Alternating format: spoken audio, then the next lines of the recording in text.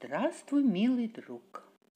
Сегодня я расскажу тебе про ветер и холм. Позагорав на южном солнце, а затем покувыркавшись среди северных голубых льдов, ветер прилетел, наконец, домой. Увидел знакомый холм и от радости запутался в его пышной желтеющей гриве. «Ох!» – вздохнул холм и передернул плечами. «Ты чего не весел?» – удивился ветер. «Не заболел ли?» «Да не знаю. Зябко что-то», – тихо ответил холм. «Летом, бывало, радуюсь тебе, а сейчас нет».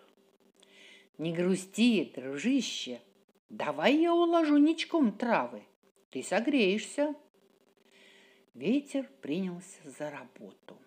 Так гладко расчесал, травинка к травинке, и кусочка голой земли не найдешь.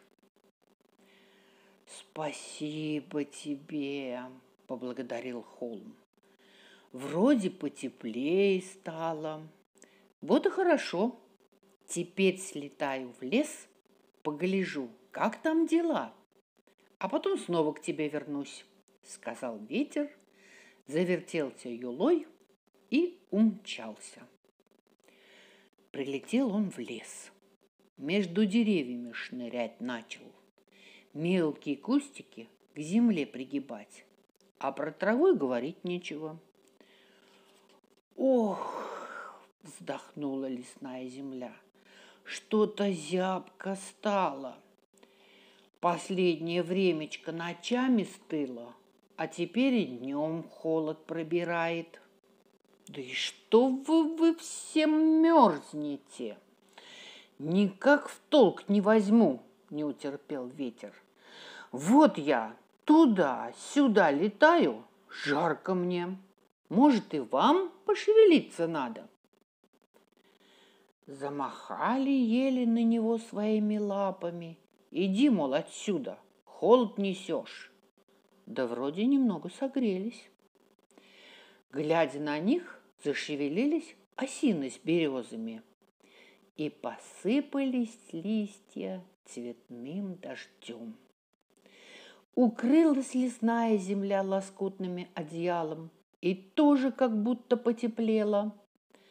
Тут и гордый дуб тряхнул мускулистыми ветками и хоть с опозданием сбросил плотные свои листья.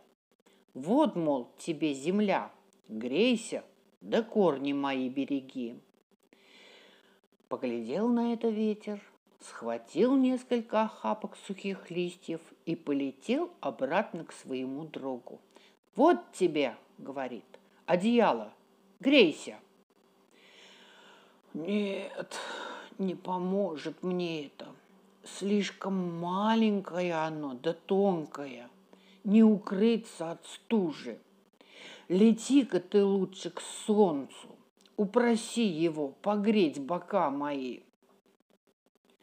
Взлетел ветер в самое небо и начал рыться в тучах. То одну разгребет, то другие растолкает, а до солнца никак добраться не может.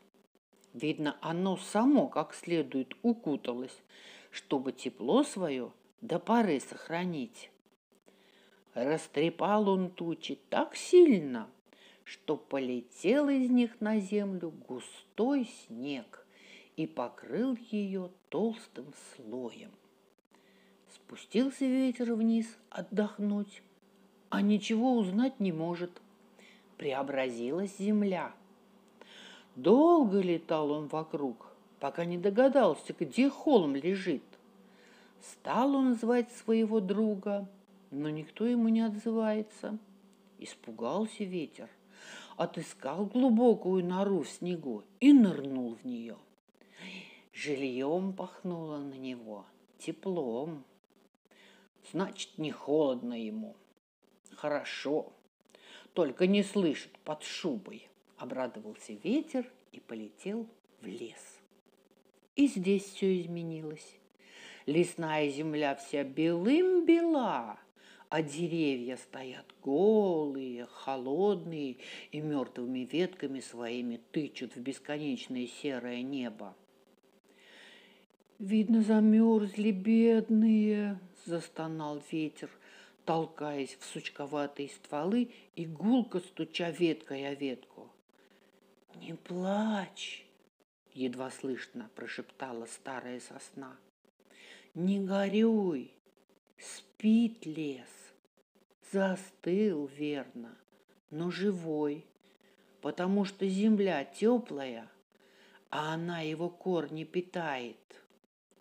Успокоился ветер, поверил сосне и умчался далеко-далеко в гости к весне, которая еще не скоро, а в свой срок все равно домой заявится. И пришла пора. Прилетел ветер вместе с весной в родные края. Земля еще под снегом лежала, но самая макушка холма уже темнела проталинами. «Как я рад тебе!» – заметив друга еще издалека, крикнул холм звонким голосом. Ветер подлетел к нему и ласково почесал его неровную поверхность. «И я рад, соскучился по тебе, брат. Ну как, тепло было в шубе?» «Всю зиму прозимовал. Хорошая шуба, только тяжела», — ответил холм ветру, и оба радостно рассмеялись. Тут и сказки конец, а кто слушал, молодец. А теперь ты закроешь глазки и будешь сладко-сладко и крепко-крепко спать. Сладких снов, мой хороший.